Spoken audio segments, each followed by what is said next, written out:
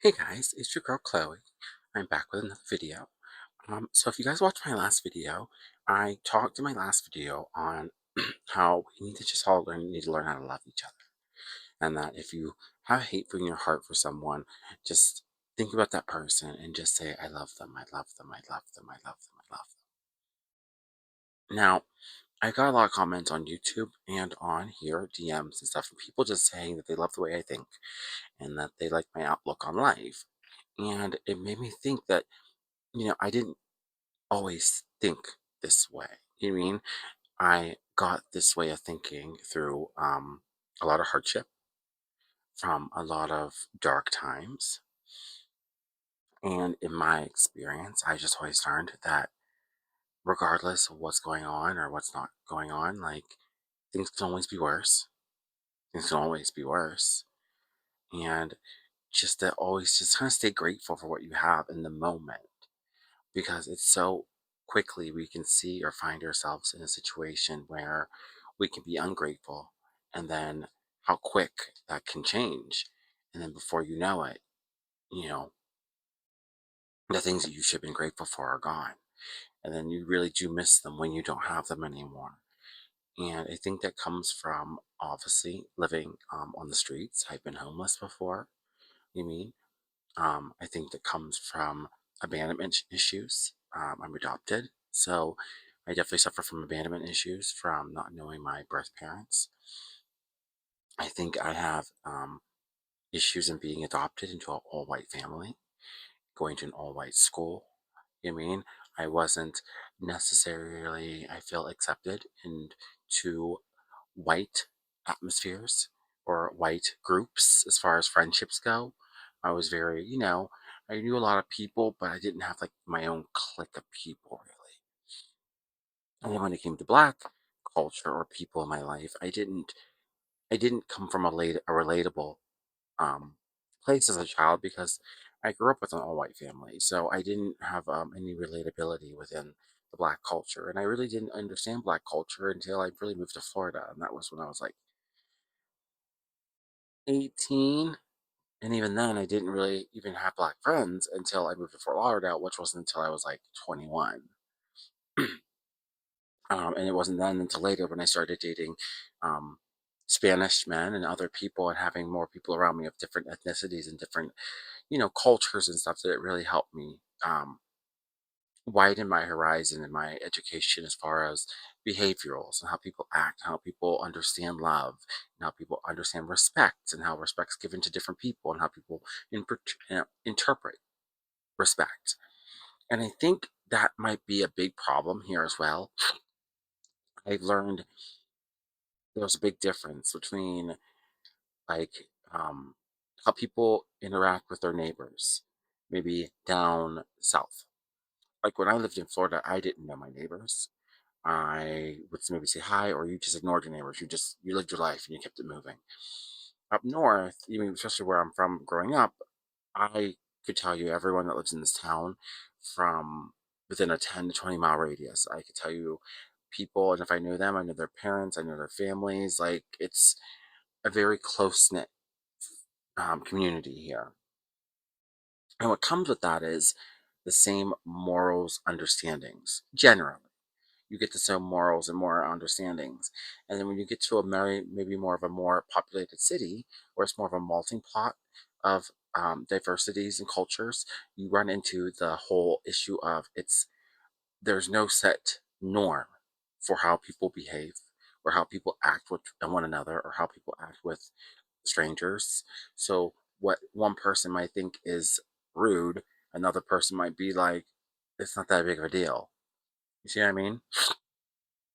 And then I think social media also ruined that too, with people just feeling that they have the right to just say whatever and give their unsolicited advice on things where it was not asked for.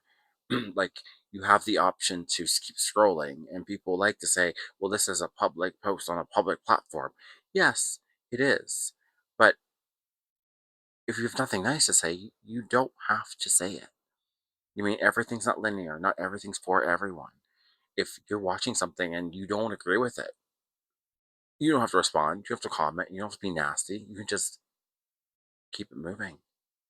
Because I find 9 to 10 times we're all just trying to find validation within our own thoughts, within our own beliefs, within the way we think. We want someone to hear us and see us for what we think and what we think is right or what we think is wrong. And you have to remember that not all the times people ask you, and not always is it your place to necessarily comment or say something about it.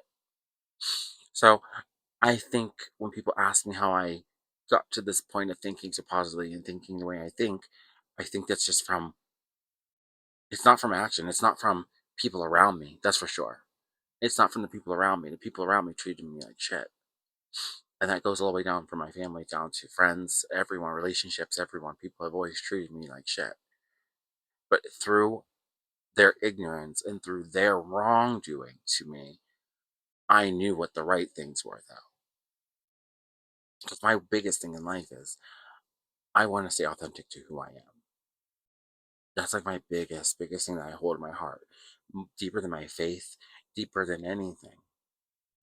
For me, I never want to lose sight of who I am as a person. You know what I mean?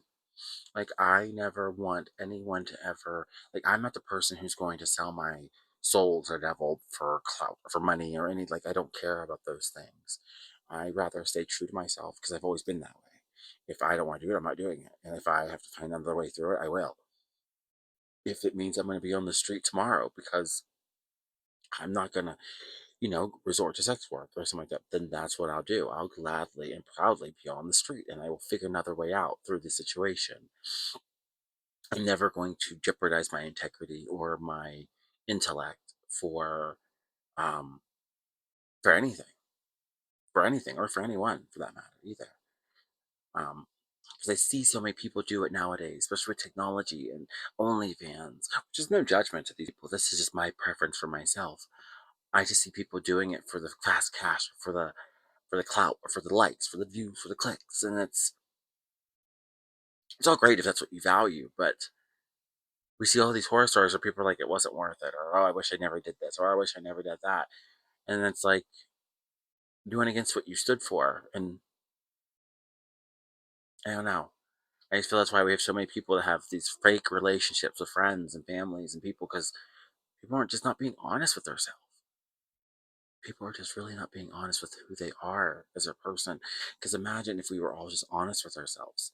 Relationships would work a lot better. People would be with the people they want to actually be with, and they're not doing it for society standards or for making someone else happy and then living miserably. Because regardless of what you do or don't do, those emotions are going to come out. They're going to come out somehow, and usually they're going to come out aggressively or in a bad behavior. You know what I mean?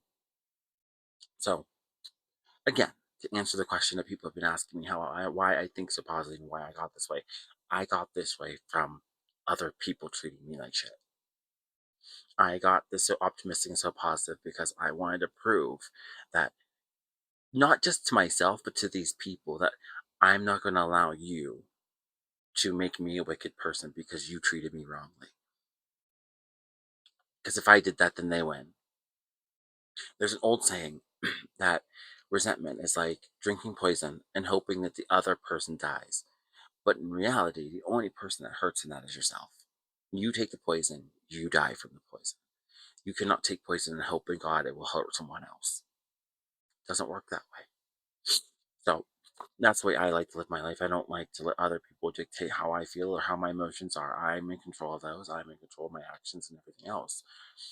It's like if someone makes you upset, they didn't make you upset. You allowed them to make you upset.